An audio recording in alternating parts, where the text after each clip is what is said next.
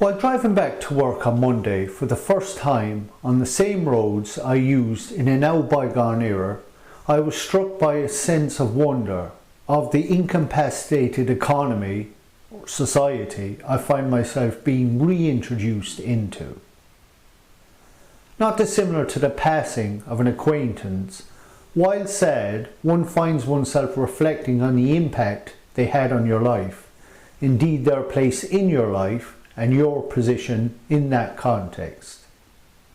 Now that this door is closed, I find myself seeking a new opening. As most people are aware and discussed in previous videos, life is not fair, but I do not make that statement as the inflicted, rather the opposite. I used to marvel at the complexity of society where I have witnessed existence provide some people with abundant geographical, sexual, socio-intellectual and therefore economic privileges. The square root of their existence is usually the many, maybe more, who by the demands of nature and defaults finds themselves opposing this rule. I can say with a degree of compassion or acceptance, indeed if there is a difference, I consider myself to be the latter, and in the past found myself almost revelling in the sanctity of my role, as there is something of control in being downtrodden, knowing you are in part the very platform essential to your contemporaries' elevation. This, of course, is from a first world context, and I offer no apology to any or all who live outside it, as the struggle for the underclass in the developed are as legitimate in the undeveloped. Moreover, there can be little cultural, artistic or intellectual achievement for the underclasses of the second world, and none at all for the third. And so I make these observations as a first world underdog, not from a sense of superiority, but as the only mutt who can. Apart from the many and well documented handicaps, there is something of a peculiar beauty about social media. It has done exactly what it says on the tin. It has socialized media, as even traditional celebrities who came to prominence long before its inception were forced to compete for attention with bedroom occupying e-stars, with various, sometimes disastrous results. I have long believed, not without evidence, that traditional cultural, political and industrial stars possess psychopathic tendencies. That is to say, although they would go to any lengths, for success, circumstances more often than not necessitated they didn't have to. To be maybe controversial but clear, I am not morally judging these individuals. I am merely trying to readdress my contextual relationship with them. Heavy is the crown on one's head, and if every person of influence were to ponder the intricacies of decisions in the absence of practicality, very little could be achieved.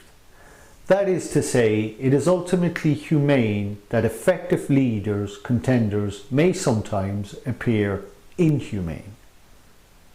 Richard Branson is something of a hybrid example of this phenomena, where he uses his status as a popular cultural icon to market medical, utilities and transport companies.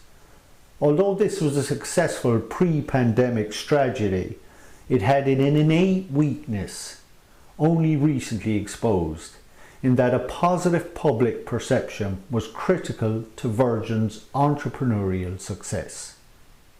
Now that he finds himself cap in hand to governments across the world, he has lost an aura of success about him, and the general public now find themselves confronted with a ruthless businessman, or let's be honest, the real Richard Branson, who will go to any length because circumstances now dictate.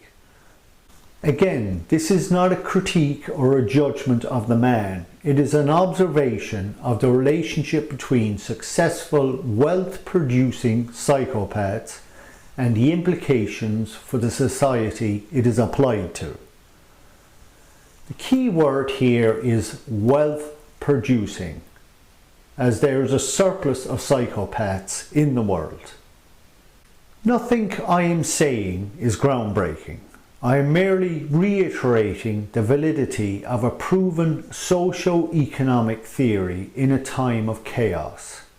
And so, to sum up, the formula goes like this: wealth producing psychos good, psychos bad.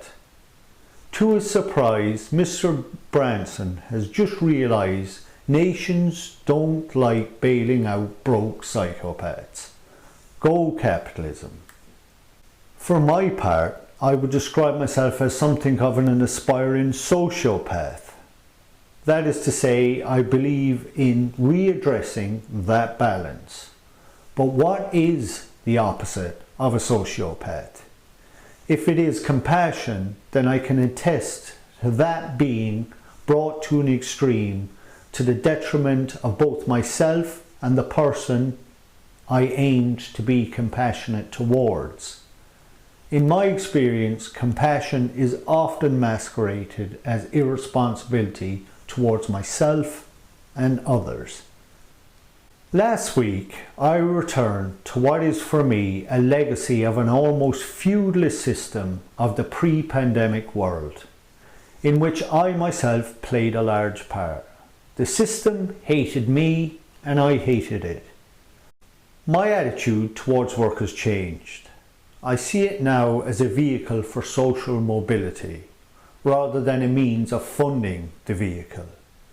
Couple this with an emerging post-pandemic world I believe will be more conducive to social mobility, and an effort on my part to part with the familiarity of desperation. I can see greener pastures ahead.